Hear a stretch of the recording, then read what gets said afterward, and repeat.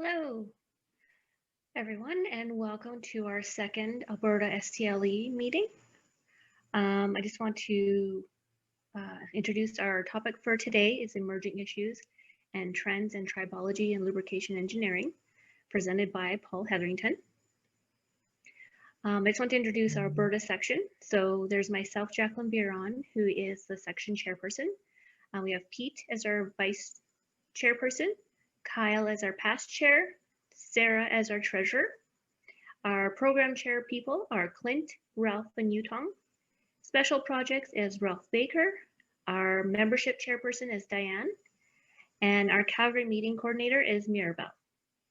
I do want to note that we do have a couple open positions on our Alberta section, and we'd love to welcome a few new people to our section if possible. Open positions, secretary and our Edmonton meeting coordinator. If you have any questions, definitely feel free to touch base with one of us, and we're happy to answer any questions you have. A few ground rules. I'm going to ask everyone, please keep yourself muted. If you do have a question or a comment, feel free to use the chat function or the Q&A function that should be found near the bottom of your screen. One of us on the executive will be monitoring that and will be responding as they pop up. If there's questions that we feel that the speaker should respond to, we will bring them forward and then we'll let our presenter answer those questions. Otherwise, we will leave the questions to the end of the presentation and address them at that time. Please note if at the end of this that you have no questions, but you think of some later on, definitely feel free to contact us and we'll make sure that your questions are forwarded to the appropriate person. Please note that this is actually being recorded. And yeah, so let's carry on and we will actually, our next meeting is on November 19th at 7 p.m. This is actually being presented by SAE. It's the function of engine oils, components of the engine oil, characteristics of heavy duty engine oil, and characteristics of passenger car engine oil, and characteristics of drivetrain lubrications, or lubricants, sorry. I'd like to introduce our speaker for today. Our speaker is Paul Hetherington. He is presently the manager and technical services with Technical Services Canada with Petro-Canada Lubricants. Paul leads a team of 15 senior technical advisors, primarily responsible for commercial and industrial markets for all of Canada and secondary with some support for Central and South America, Asia, and Oceania. Paul's team works closely with key customers to ensure that they are maximizing the reliability and efficiencies of their equipment and operations with the best overall lubricant selections. Paul spent the first 20 years of his career with Syncrude Canada Limited in Fort McMurray, which includes roles developing reliability initiatives involving lubrication and analysis, oil analysis, thermography, and various NDT technologies before ultimately taking over as the corporate lubrication and fuel specialist for 9 years. In 2002, he moved to Edmonton and joined the Flu Life Corporation, where he developed and managed the training and consulting division before joining Petro-Canada as a senior tech services advisor in 2011. He is a certified lubrication specialist since 1994 and has been an active member of the STLE for over 30 years, holding several positions on the executive of the Alberta section, as well as a member of the STLE board of directors since 2007. In May 2017, Paul joined the STLE Executive Committee and is currently the president of the Society from May 2020 to May 2021. Paul and his wife Lise are located in Peachland, BC. Thank you very much, Paul, and I will hand this over to you. Okay, no problem. Well, good morning, everyone. This is great. My first opportunity as president to join in with a section happens to be the Alberta section, which is where I spent so many years living in Alberta and working in Alberta and as a member of that Alberta section. So this is a really special moment for me in terms of that. So I really appreciate the opportunity and the invite to participate today. So I really have two things that I wanted to talk about, really just kind of give you a quick update of kind of what's happening in the STLE, and then also just talk a little bit about our emerging trends report, which came out earlier this year, and just some of the highlights that we've seen from that. So unfortunately, I don't have time to go through everything that's in the report, but hopefully I can present a couple of little highlights that relate to that. I hope everybody can hear me okay and so on. I guess, okay, I see a few nods from from the executive. So just a kind of a quick update then on the STLE. We've been around since 1944. Really, what's that, 76 years? It'll be 77 years in early next year. And so we're about a $3 million organization, if you want to think of it in terms of finances, a little over $3 million a year for our budget.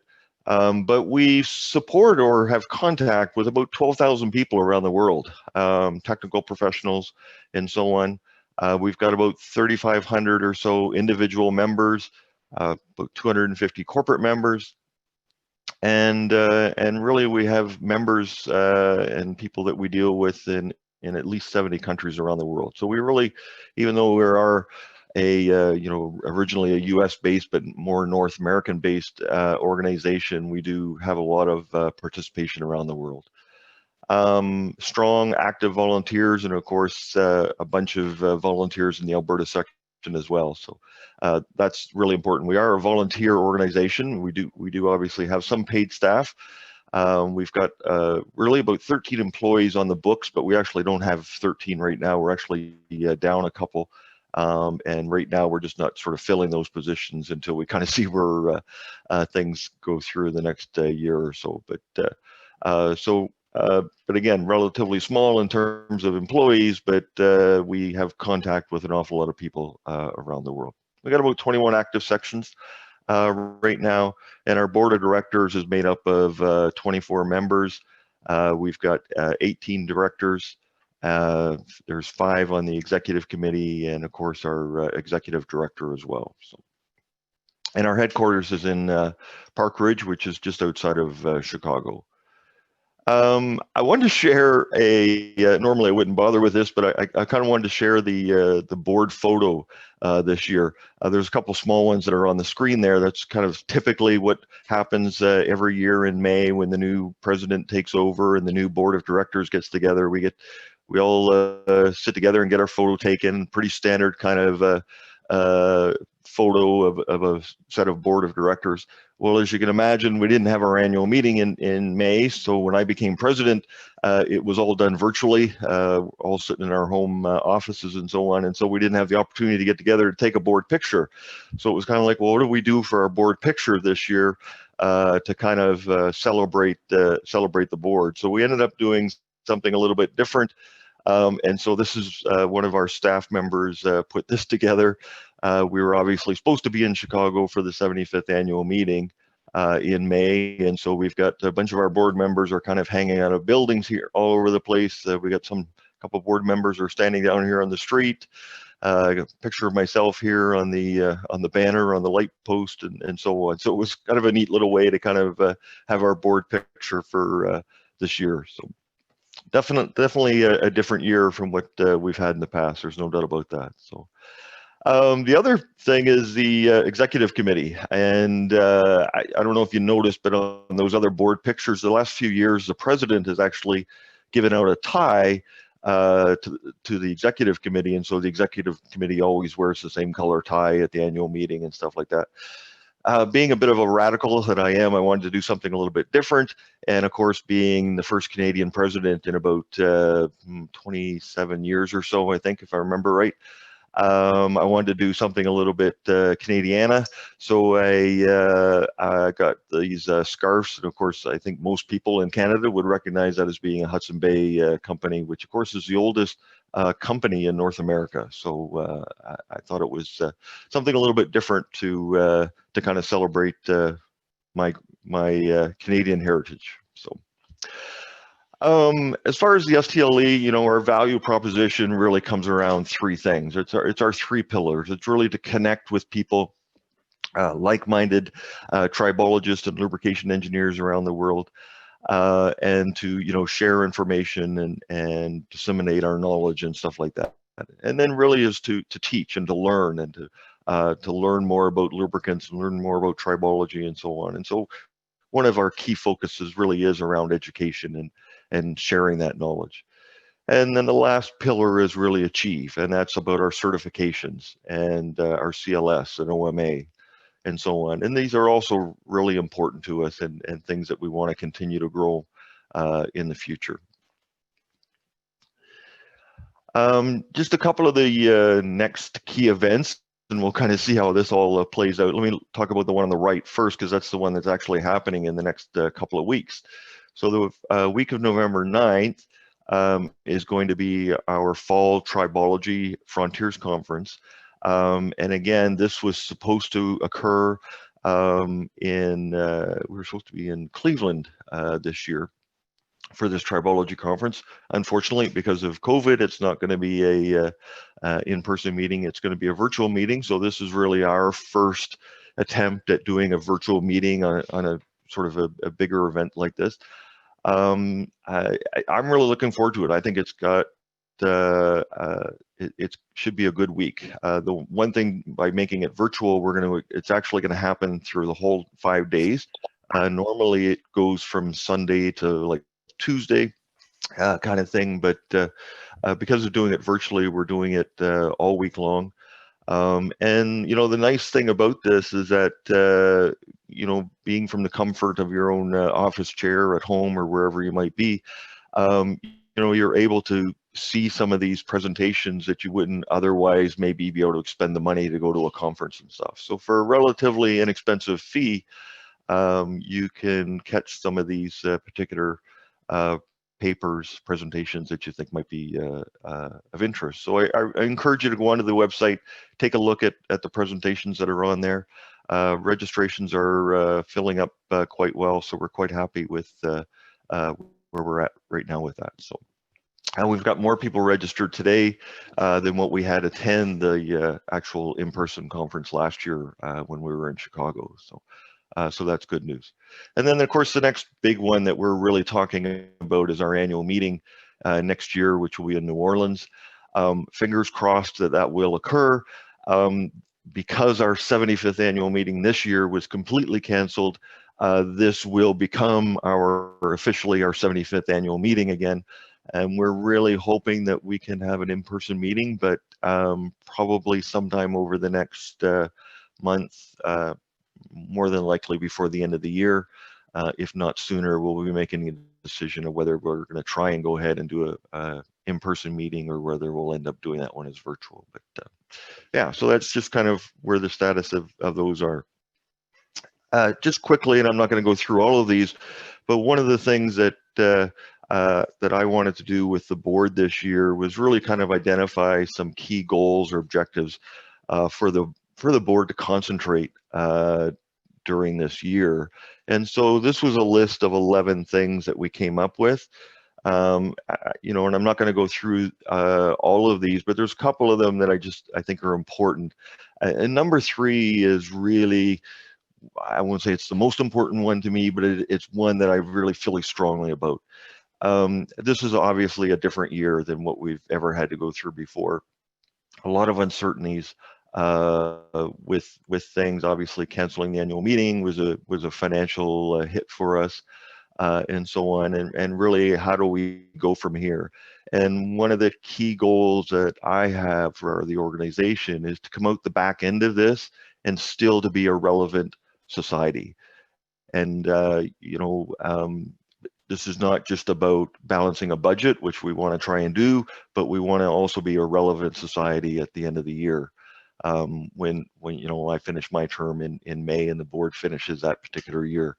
And we want to be relevant 5 years from now and 10 years from now and so on. So we want to do the right things today during this year of uncertainty to make sure that we still are a relevant society going forward. So really looking forward, and the board and the executive committee and all of the other committees have been doing excellent work all year, really working towards making sure that that happens. And I'm really proud of the work that's been going on. So, the other couple of things that you might be interested in, number 6 and number 7, we're looking at trying to expand our online education course capabilities. We've got new software and managing of our online capabilities is going to be coming out. and we're looking at new courses and those kinds of things as well. So a lot of initiatives going on with that. And then the other big one is around online exam capabilities. And again, even in these economic terms of uncertainty, the board approved some financial resources to allow us to purchase the capabilities to do online exams. And so hopefully, we had originally hoped that that'd be before the end of the year. It might slip a little bit. There's a lot of work that still needs to be done in terms of that, but we're working very hard on that. So watch for that in the near future. And so, yeah, that's just some of the goals that we had for this year.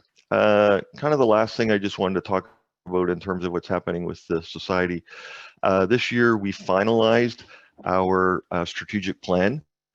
Basically, every 3 years or so, we take another look at our strategic plan and see where we're going in the future. And so we've started this actually last part of last year in 2019.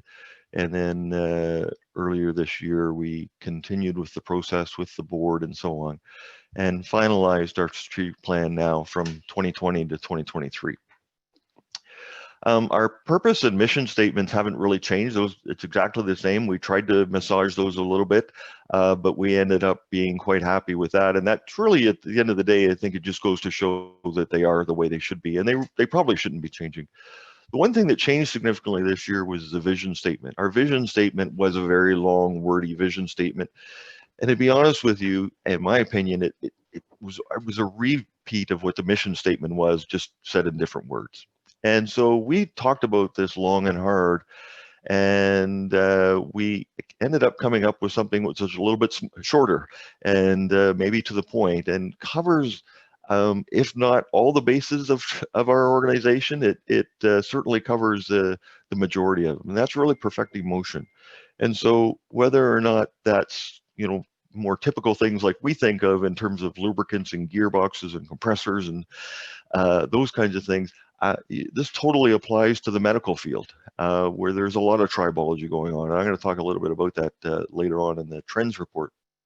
So there's a lot of areas of tribology that we have a tendency to forget about that are really important. And so we really think that vision statement really kind of encompasses what we're really all about. If you think of Nike's just do it and stuff like that. So I'm not going to go into details on this whole strategic plan. It is available on the website, and I encourage you to look it up and read it in detail. It's several pages here, so I'm not going to go through all of that.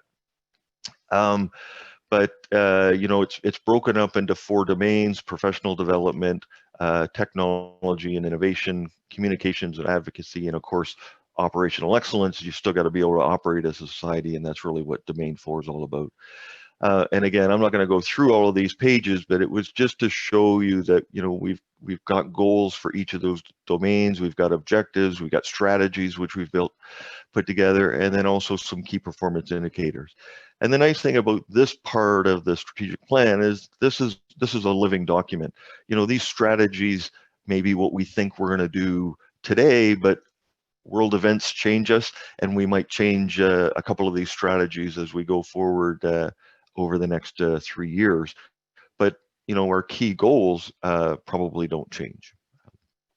So I've got their slides in here for them all, but I'm not going to go through all of those. So that's kind of what I had for kind of an update on the STLE. Jacqueline, I haven't been watching if there was any questions that came in. Not so far, Paul. No, okay. But a good reminder though, because we weren't able to do our introduction, that if there are any questions, there is a Q&A box at the bottom of your screen, so you can enter your questions in there, and we can channel those over to Paul. And the other reminder is that this session is also recorded, just so you're all aware. Okay, good. Thanks, Clinton. I should. Sorry, Jacqueline, did you want to say something? Nope, that's all. Thank you, Clint, for getting into that. Yeah, I should have thought of that when we started too about the Q&A. So yeah, I do encourage you to put in your questions, and we'll I'll try and get through those at the end. Okay, so I wanted to talk a little bit about our emerging trends report, which, as I say, came out. It actually came out right around the time of when the annual meeting should have occurred. So right around the 1st of May, if I remember right.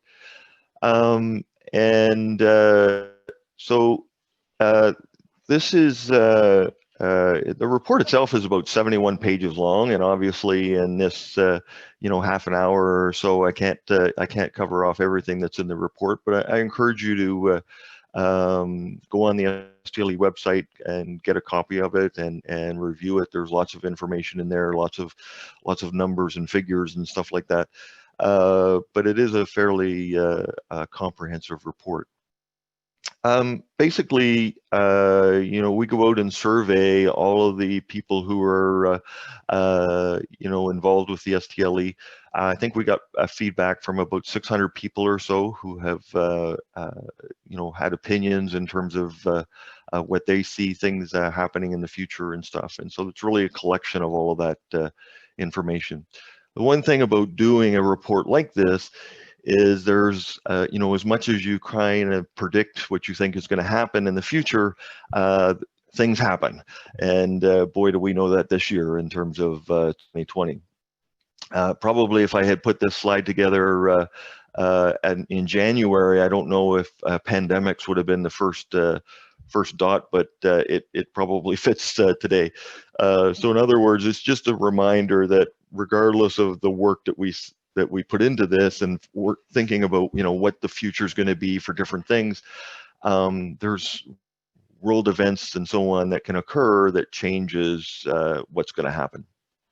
Government policies are always changing and things of that nature, kind of thing, and obviously natural disasters and so on. But these are things that have an effect on it. And so one thing to kind of keep in mind as well,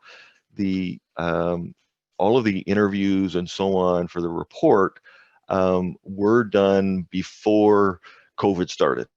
And so, basically the report, all the opinions in it were based on things that were going to happen, or that, before anybody knew what COVID was bringing us.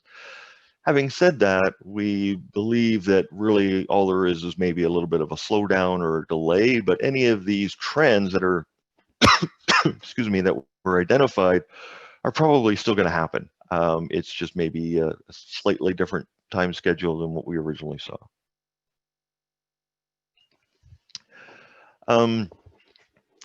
So this is actually our third trends report that we've done. We did the first one back in 2014 and then a follow-up in 2017.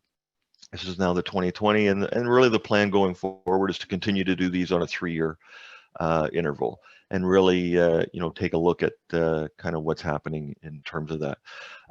Some interesting things that kind of that we kind of realize as as much as we think sometimes that we have a crystal ball and we know what's happening in the future. Our first report in 2014 really didn't predict the accelerated growth around pure electric vehicles, which is, we look at that today and it's kind of like, well, how did we not predict that back in 2014? I think we probably saw that there was going to be some of it, but not maybe at the rate in which it's actually happened. So, and then also autonomous vehicles didn't really start being talked about until the second report as well in 2017, and over the last couple of years, that's certainly become a much bigger discussion around that. But the report itself is divided into different sectors, so transportation, energy, manufacturing, and then again medical and health, which is a really interesting field.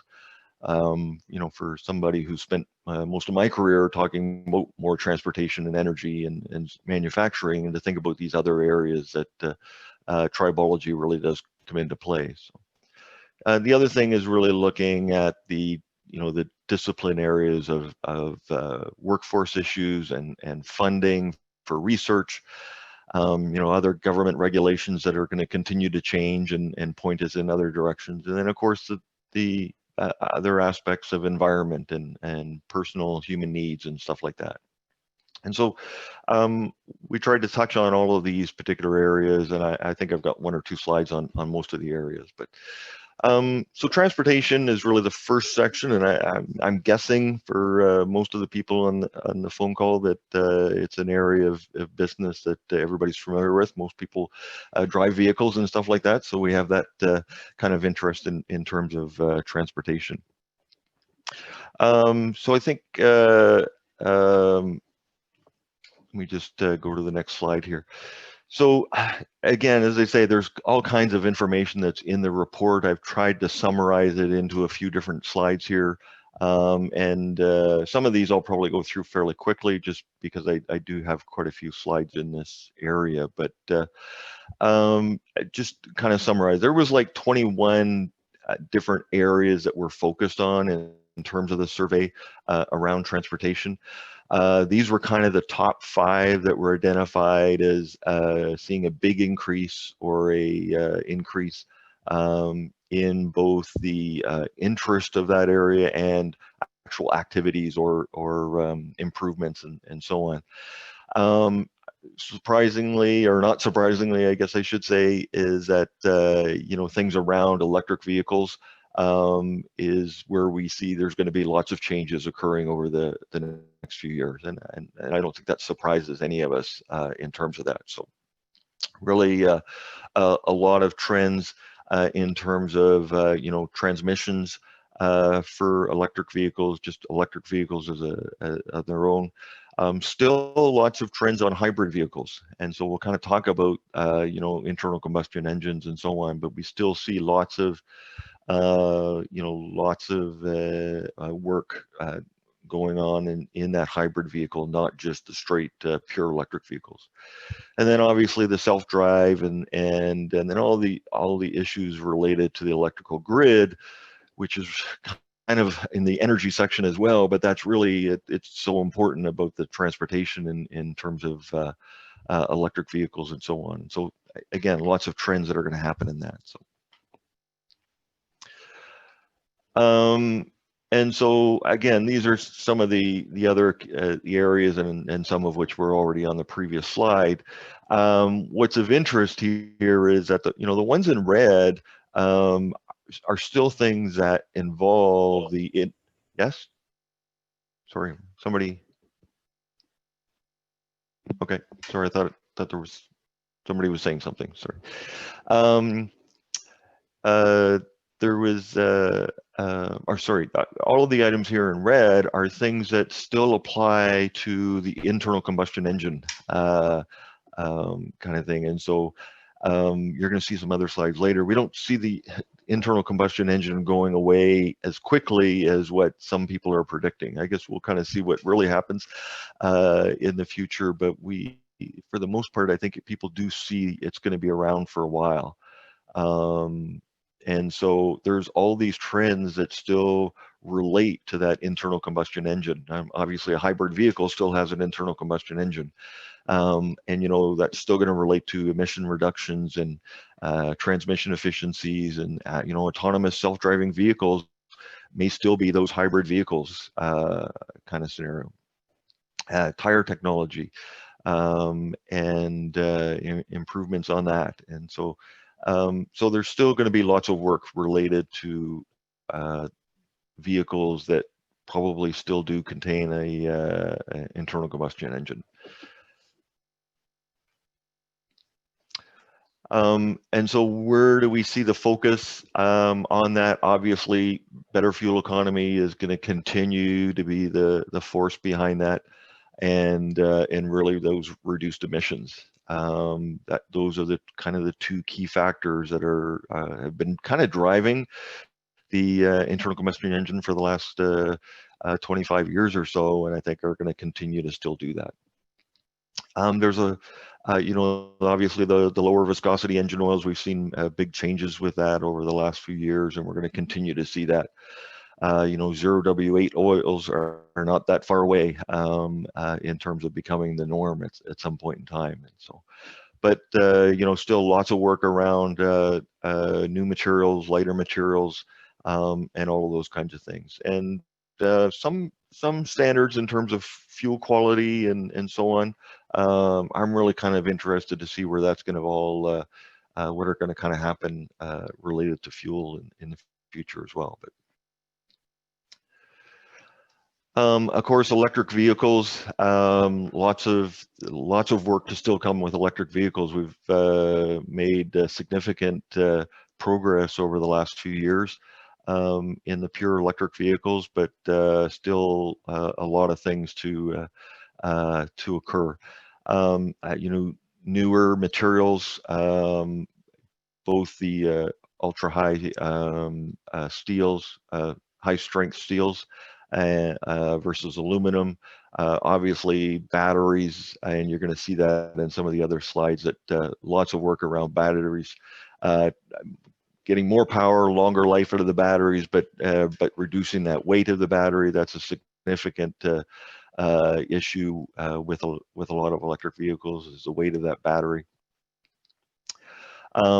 Stray voltage, lots of papers out there talking about the issues related to stray voltage in electric vehicles. And so we'll continue to see things occurring with that as well.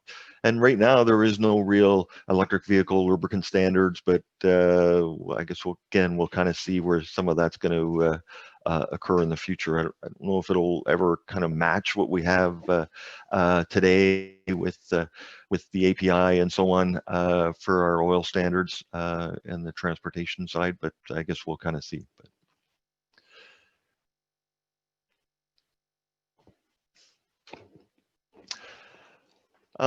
This is just kind of another summary slide of all the different areas that you know, that we're kind of seeing work. Obviously, as I say, internal combustion engines, we don't see it going away in the near future. It's going to still be around in a lot of vehicles going forward, whether they're hybrids or what. But I don't see it going completely away anytime soon.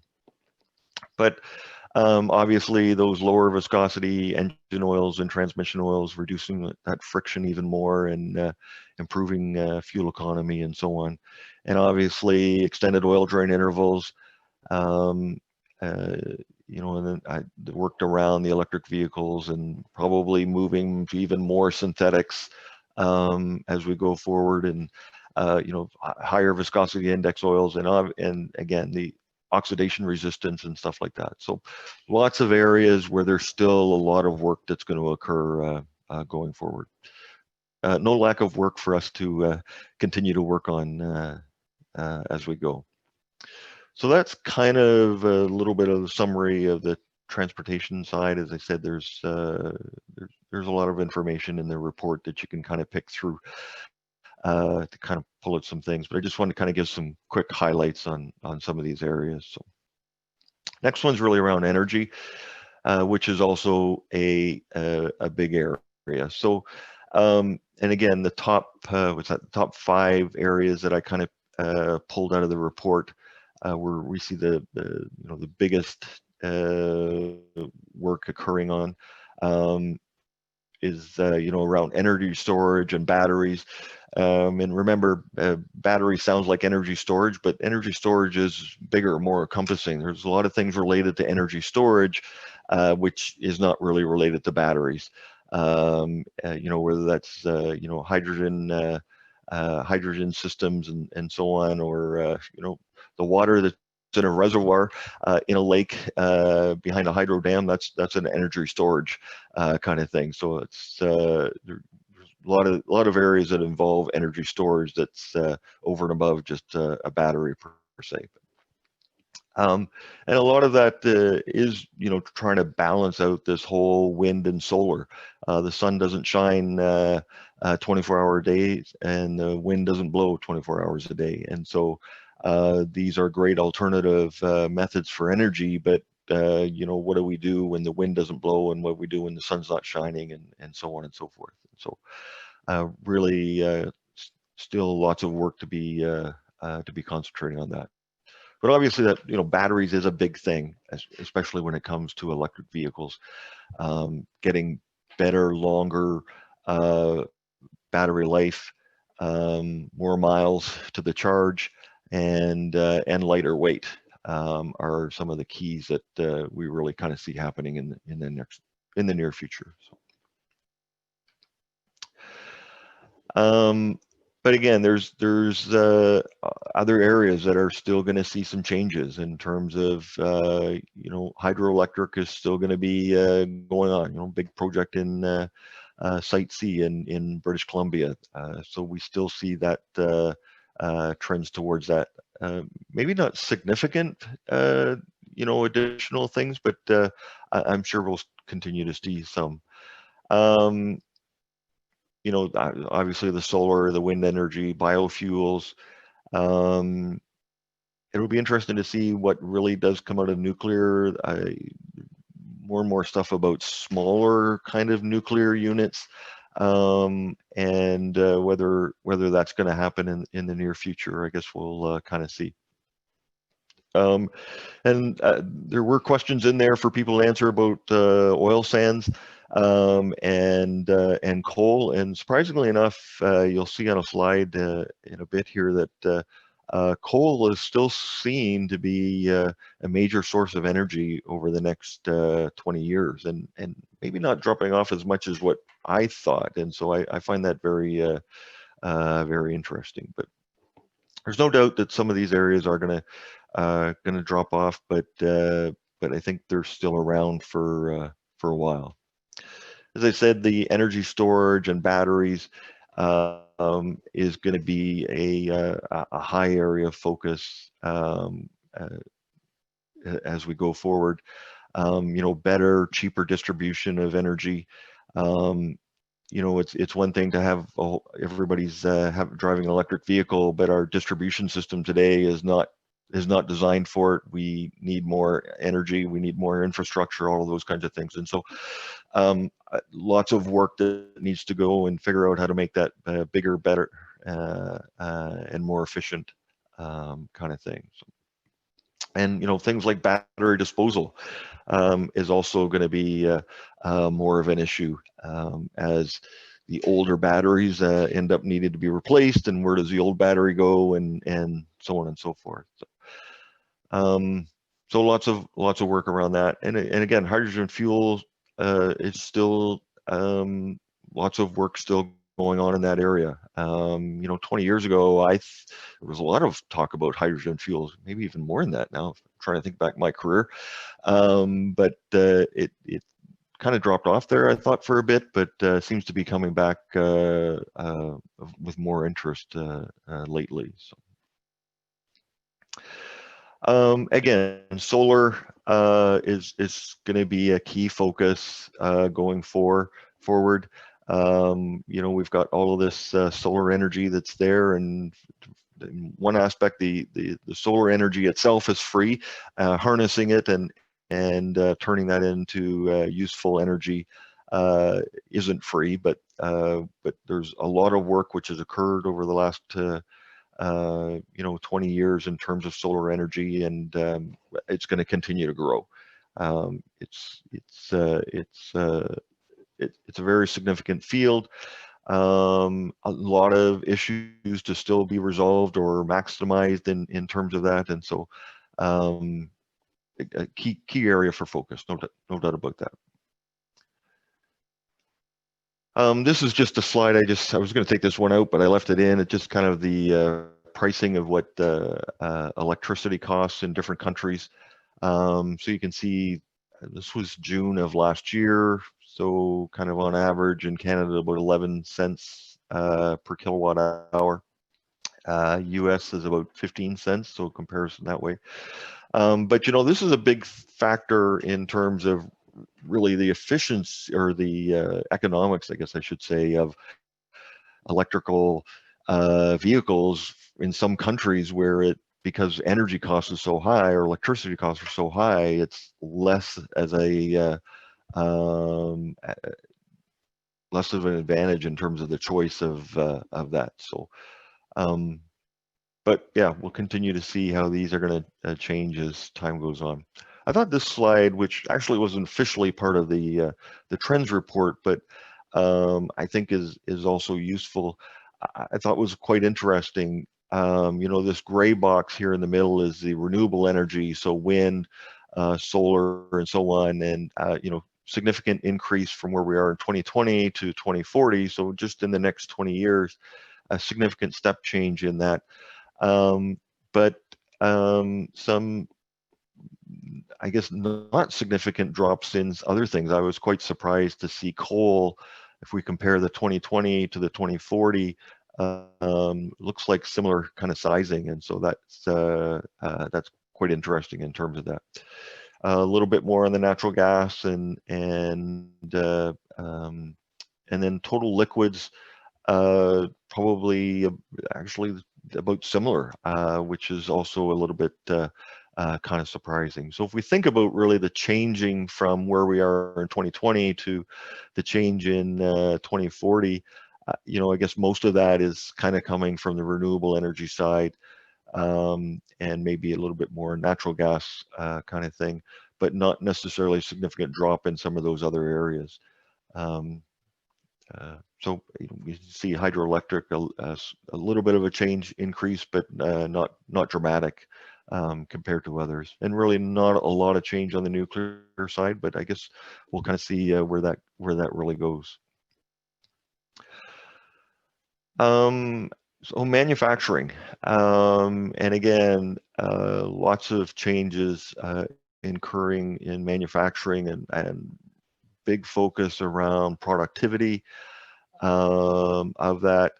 You know, better lubrication, additive manufacturing is big. I mean, for many years, we made a bigger piece of metal or whatever, and we then cut that down to make the to make our gears and so on. It was additive, or I should say, we did manufacturing by removal in that sense, machining and so on. But now we're progressing more to additive manufacturing and making parts, building parts up through 3D printing and stuff. You know, and that in itself brings other issues, because, you know, you still got to process equipment that's been made by 3D printing or additive manufacturing technology, because of you know, those surfaces that are created in making that part still need to be you know, further machined or whatever to get the right surface finish and stuff like that. So Industry 4.0 is really kind of the next phase of the industrial revolution, I guess, kind of thing. And this is really more artificial intelligence and automations, even progressing even more than what we're seeing today. So again, lots of changes around that. This is kind of really a similar slide to the previous one, but just again, that productivity and efficiency, it's what's, you know, pushed us for the last 150 years, and it's probably going to continue to push us kind of going forward. But lighter, stronger materials is going to continue to be a strong focus. And of course, from our area where a lot of us kind of touched, lubricants and greases, longer life lubricants is going to be the key focus in trying to really increase that long-term reliability and efficiency and so on. And then, as I said, lots of work around additive manufacturing and so on. Funny story, probably about 5 or 6 years ago, we were sitting around the board of directors was having a meeting, and we were talking about different things. And a couple of people were talking about additive manufacturing, and it was kind of funny because we kind of realized later that half the people around the table were thinking of additive manufacturing as in additives from a lubricants point of view. We've got additives in our lubricants and our greases and stuff like that. And so when I think of additives, that's where my head is. And there was this whole other side of the table that additive manufacturing to them was 3D printing. That's additive manufacturing. And it was just kind of funny how we you know, our focus in our own little world of things, and different things mean different things to different people and so on. But so the last major key area was medical, and this is one that we don't really think about too much, or at least I'll say in the past I didn't think too much about as a lubrication specialist or a tribologist or so on. But I mean, all the things that happen to us in a bearing, in a gearbox, and so on is important in the medical field. And you know, one of the things that I look forward to when I retire is reading more about this side of the tribology world, and because I think this just fascinates me in terms of that. You know, very simply, when we think about hip joints and stuff like that, and that's all tribology within those hip joints, and you know, the advances that have been made and that kind of stuff. And one example of that, if you think about that, today people are more active and want to do more later in life. And so, you know, a hip replacement 25 years ago was, you know, just to allow a person to kind of get up and walk around maybe without pain. Today, a hip replacement is all about person still wants to, you know, be playing golf every day and playing tennis or whatever. And so it's putting, we're having to improve those hip joints and those kinds of things, because we're going to work them harder. It's just not improving our ability to walk. It's actually, I want to do more active things. And so that's also kind of interesting in terms of that.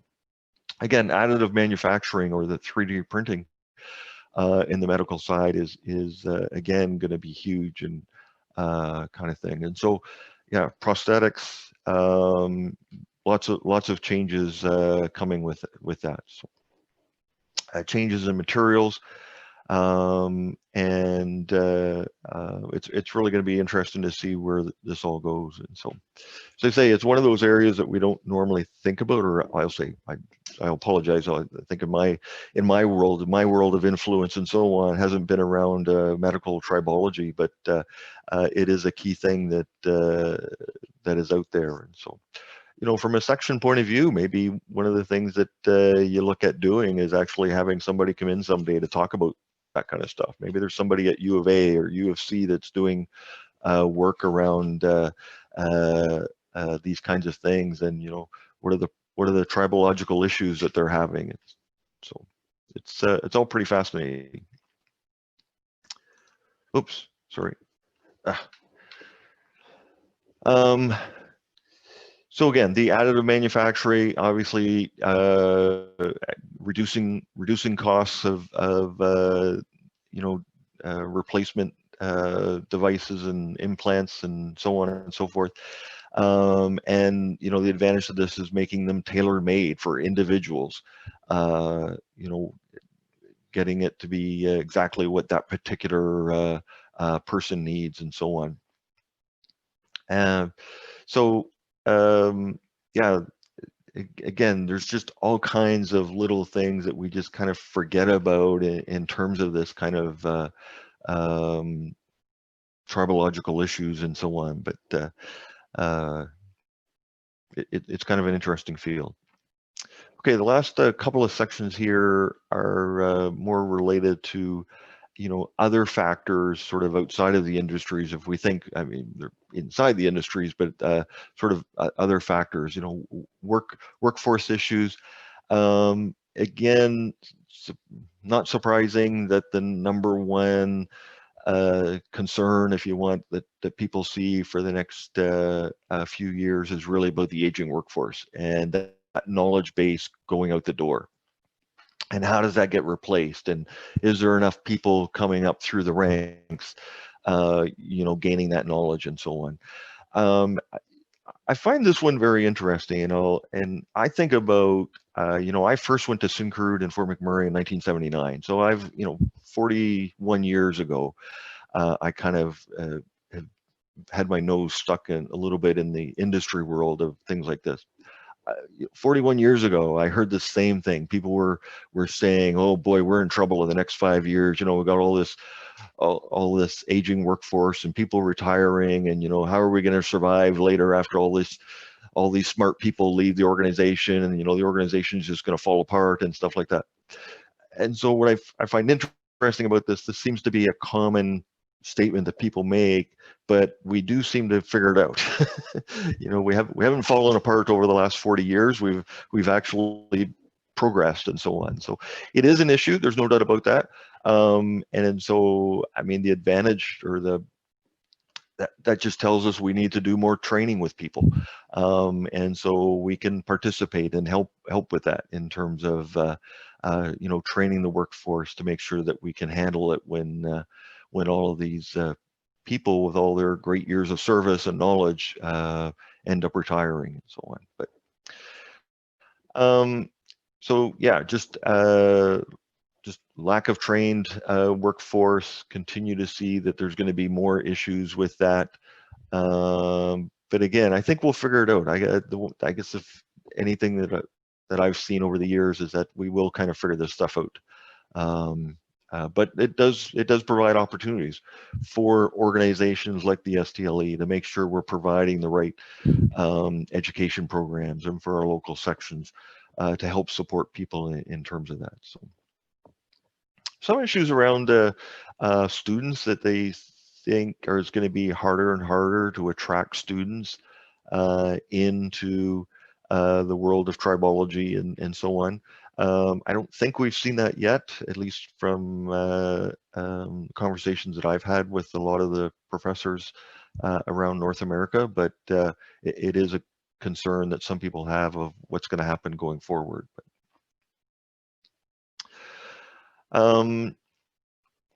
Again, you know, the aging workforce, lack of a trained staff, you know, we're seeing increased need for advanced degrees, and whether or not people are going to continue to go through and do that. And then lack of funding for universities is one issue that we certainly are seeing more and more of in North America, where there isn't the same funding you know, being available to universities, and we expect that to be potentially cut even more as time goes on. So but again, I'm confident that these are issues that we will work out. Typically, as humans, when our backs are against the wall, we kind of figure out a way to actually make things better. So and then just the last one on sustainability, and this is not going away, and I'm glad it's not going away. You know, we've still got big issues around, obviously, sustainable energy, and we talked about that already, but reducing air pollution and reducing industrial waste and reducing less the water that we're using. These are key factors which are going to continue to be major things that we need to concentrate on and work towards improving. So I think that was the last one. Yeah. So that's, as I say, the report has a lot of information in it. I hope I've given you a bit of little bit of a summary of what's in the report. And as I say, I would encourage you to go onto the STLE website, download that. If you have any questions at any time, please email me. I'd be happy to respond back about anything, whether it's related to the STLE or about the trends report. And then I guess, Jacqueline, is there any questions that have come in?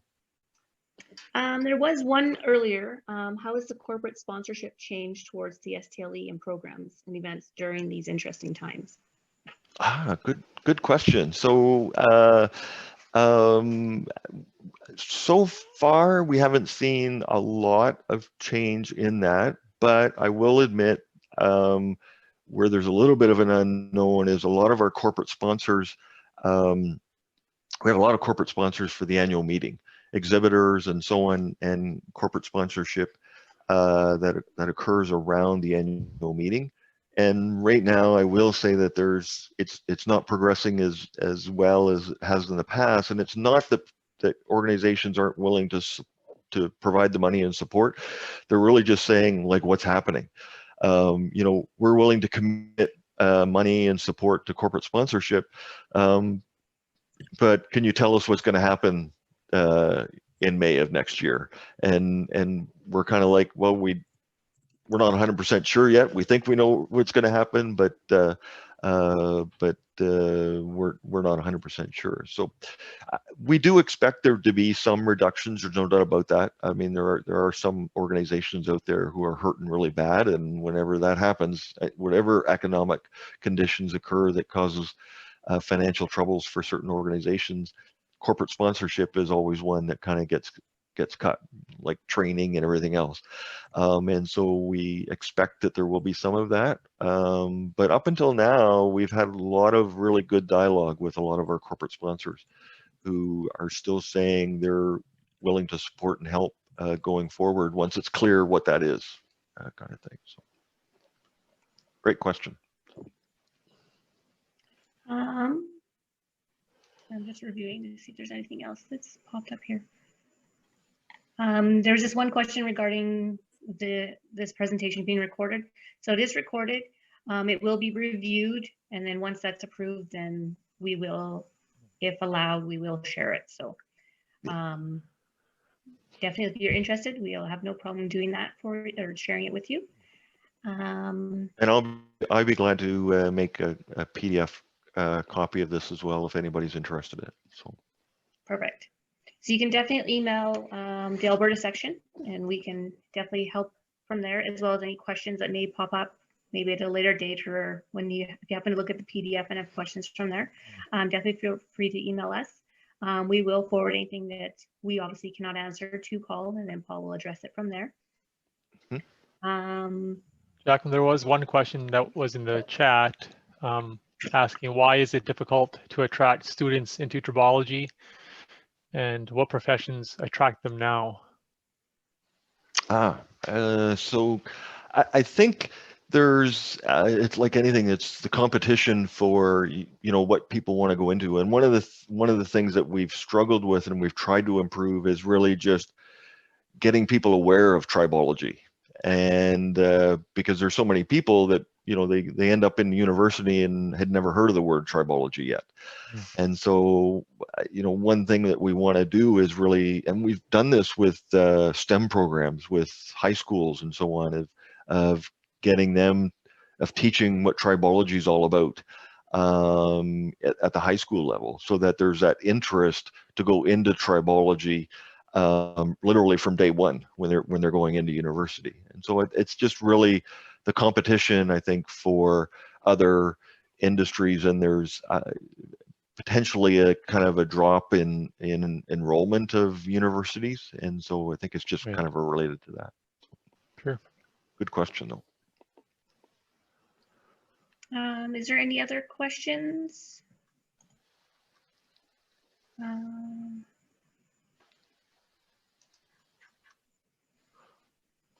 Oh, another one in the chat asking if there is a renowned educational institution in North America, in brackets, probably partnering with the STLE, that champions the profession. So I'm not sure if I understand the question. Are they saying, is there another organization that we work with in terms of championing education? Is there an institution in North America that kind of champions the tribology as a profession? In terms of like at universities. So is that, so there certainly so. there are some universities who actually have a actual tribology track or degree program. How my brain's just gone dead of the couple that Texas A&M has one. In fact, our treasurer, who's on the executive committee right now, so Hong Leong, she'll be president in I guess another 3 years. She's yeah, she's a professor at Texas A&M, and they have a tribology course there. And there's a couple other ones that are that have them as well. But my brain's just kind of Sure. not thinking of them right now. But David Turner saying Auburn University. Auburn, yes, Auburn has had one probably the longest.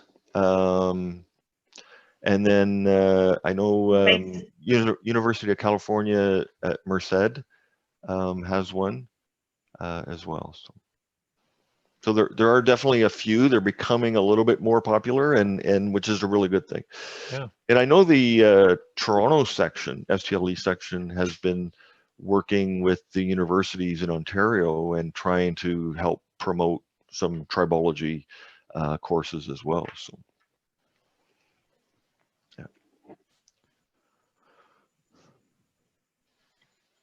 Anything else? I see that I've gone overtime, so I apologize for that. You're doing All great. good. So thank you. I don't think there's any more questions here. There was definitely a lot of feedback from our attendees on obviously recommending or mentioning different schools and stuff. And there's a few of you I'm definitely going to be touching base because you guys had some ideas for topics as well as people that maybe be interested to join the Alberta section as well. So Good, excellent. Well, that's on that. I do want to thank everyone for attending. We also had SAA Alberta section also join us today, and I'd like to welcome them and thank them for joining us. Yeah, so thank you, the executive. Thank you, Paul. Well, thank you very much. I really, as I said, I was really excited to be able to participate today. I spent many years in the Alberta section. I think I joined the Alberta section in the early 90s. And I think I got on the executive committee around 1993-ish kind of thing. So I was on the executive committee for many years.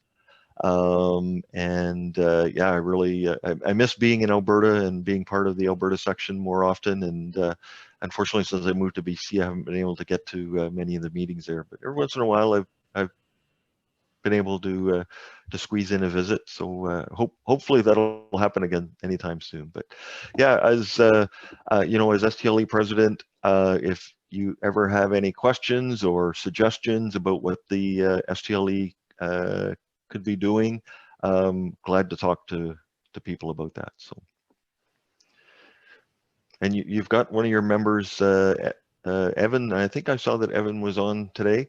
Evan's on the board and has been a valuable member of the STLE for many years, and is editor of our TLT magazine and so on. So it's almost time though to get somebody new from Alberta onto the board, I think, after I'm gone for sure. So. No, thank you I very really much. appreciate it. So thank you very much. Okay, I'm going to let everyone go. So thank you so much and take care. Thank you. Thank you, Paul. Have a good day. Bye-bye.